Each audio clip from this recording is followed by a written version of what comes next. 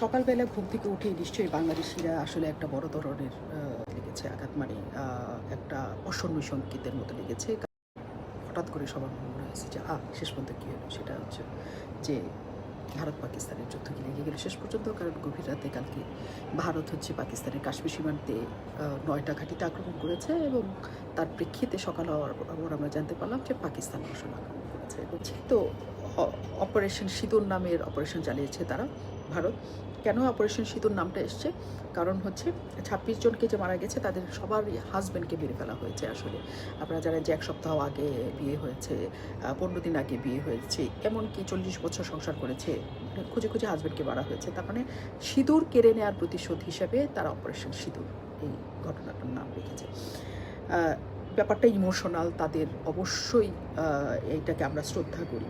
কিন্তু এই যে প্রশ্ন বলছিলাম যে সেটা কি আসলে যুদ্ধ পরিস্থিতি বা যুদ্ধতে চলে যাওয়ার মতো ঘটনা যায় কিনা, এটার কিনা অন্য বিষয় ছিল কিনা যেটা সবাই মিলে সমাধান করা যায়।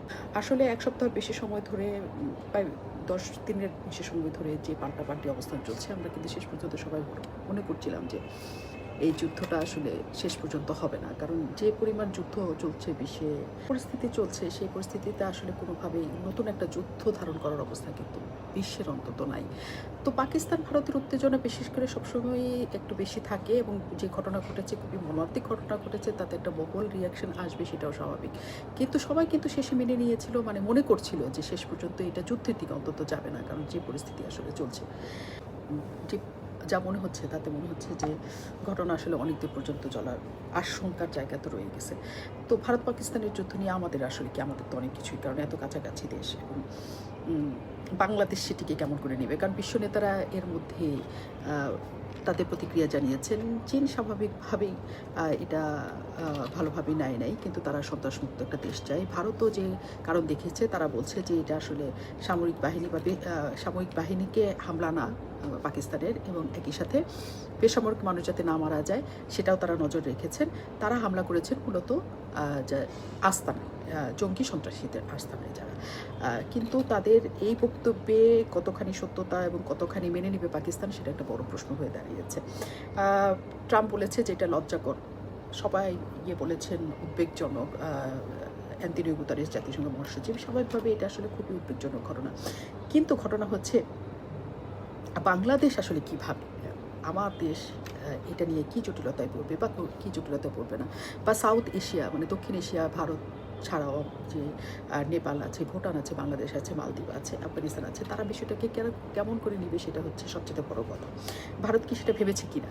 আজকে আমি ডয়েচে ওয়েলের একটা সাক্ষাৎকার দেখছিলাম, যে সাক্ষাৎকারে শ্রী রাধা দত্তকে ইন্টারভিউ করা হয়েছে। শ্রী রাধা দত্ত ভারতের একজন প্রফেসর, এবং তিনি রাজনৈতিক বিশ্লেষক হিসেবে বিশেষভাবে খ্যাত এই দেশেও। তিনি খুবই ইন্টারেস্টিং একটা কথা বলেছেন যে বাংলাদেশে আসলে যে পরিস্থিতি চলছে, সেই পরিস্থিতিতে বাংলাদেশের সমর্থন পাওয়া ভারতের জন্য একটুখানি কঠিন, একটু না অনেকখানি কঠিন তিনি মনে করেন। কারণ তিনি মনে করেন যে আসলে নতুন যে জেনারেশন এখন করছে, তারা গাজা ইস্যুতেই যে রিয়াকশন দিয়েছে, এবং সাথে জামাত ইসলাম সহ ইসলামিক দলগুলো, কাজে সেটা বলা যাচ্ছে যে ধর্ম এখানে একটা বড় ভূমিকা রাখবে এই সময়কালে, এবং তারা আসলে কোনোভাবেই ভারতের সমর্থন দিবে না। এবং তার চেয়ে ইন্টারেস্টিং একটা ঘটনা তিনি বলেছেন, মন্তব্য তিনি করেছেন। তিনি বলেছেন যে বাংলাদেশের যে তরুণ সম্প্রদায় এই দেশকে এখন নেতৃত্ব দিচ্ছেন, এবং তরুণ সম্প্রদায়ে যারা আছেন এই দেশকে একটা জায়গায় নিয়ে যেতে চান এবং চালিকা শক্তির জায়গায় আছেন, তাদেরকে কেউ যদি বুঝাতে পারে, তাদেরকে কেউ যদি শান্ত করতে পারে এই বিষয়টা নিয়ে, তাহলে সেটা হচ্ছে জামাতে ইসলাম।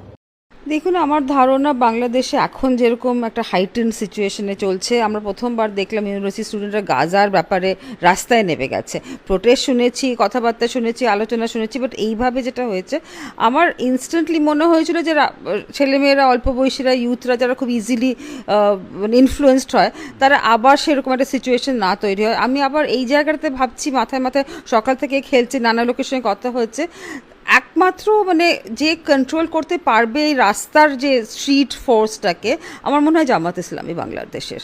তাদের একটা বিরাট কন্ট্রোল অন দ্য ইউথ, তাদের ইনফ্যাক্ট যদি কেউ কন্ট্রোল করতে পারে in terms of the outpouring of this sentiment, আমার মনে হয় তারা পারে। আর তাদের থেকে যদি একটা স্ট্রং মেসেজ যায় দ্যাট এই সময়টা এখন মাথা ঠান্ডা রেখে, কারণ একটা প্রো পাকিস্তানি লাইন আমরা কিছু সপ্তাহ মাস ধরে দেখছি, তো আমার মনে হয় আর চিরকালই একটা অ্যান্টি ইন্ডিয়া স্পেশালি ইউথের কাছে মানে ইলেকশন আর সব কিছু মিলিয়ে। জামাতে ইসলামী শুধুমাত্র এই জেনারেশনকে শান্ত করতে পারে কিনা এই মন্তব্য তিনি করেছেন, এবং এটা একটা বিস্ময়কর তথ্য। কারণ এই ইস্যুতে শুধুমাত্র জামাত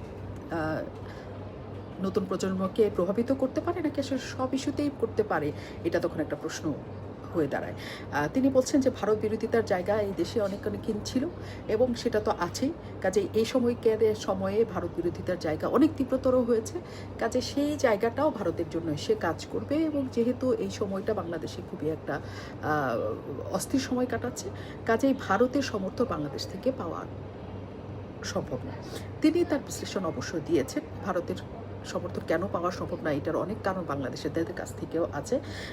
প্রশ্ন ওইটা যে ভারত আসলে যা করছে এই যুদ্ধ পরিস্থিতিতে বাংলাদেশের অবস্থান আসলে কী হবে। আমরা সব সময়ের জন্য যুদ্ধ চাই না, এই জায়গায় তাই স্পষ্ট করা হয়েছে, এবং কারোর পক্ষ হয়ে যুদ্ধ করার অবস্থানও আসলে বাংলাদেশের নাই এখনও পর্যন্ত। বাংলাদেশ নিজস্ব ঘর নিয়ে ঘর সামলাইতে অনেকখানি ব্যস্ত। কিন্তু সমর্থনের প্রশ্ন যদি ওঠে তাহলে আসলে কারা পক্ষে বাংলাদেশ দাঁড়াবে।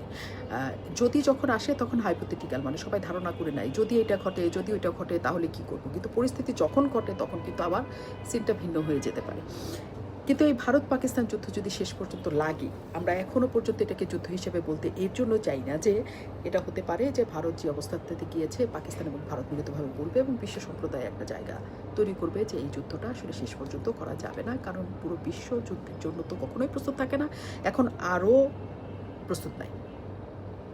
যে পরিস্থিতিটা এখন আসলে তৈরি হয়েছে সেই পরিস্থিতিটা উদ্বেগজনক সবার জন্য, মানে বাংলাদেশের জন্য তো বটেই। তার মতো আমরা চাই যে যুদ্ধটা শেষ পর্যন্ত না লাগুক, সন্ত্রাসবাদ দমন হোক, সেটা আমরা সবাই চাই, কিন্তু সেটা যুদ্ধের মাধ্যমে সমাধান সম্ভব কিনা সেটা একটা বড় প্রশ্ন। কারণ আফগানিস্তানের অবস্থা আমরা দেখেছি, সিরিয়ার অবস্থান আমরা দেখেছি, মানে এইসব কোনোভাবেই দিন শেষে ভালো জিনিস বয়ে নিয়ে আসে না। দেশগুলি হয়তো একটা নিজেদের আধিপত্য ক্ষমতায়ন সমস্ত কিছু দেখাতে চায় বা অনেক বার্তা দিতে চায়, সেখানে এইসব জীবনের মূল্য কতখানি সেটা সবসময় প্রশ্ন থেকেই গেছে।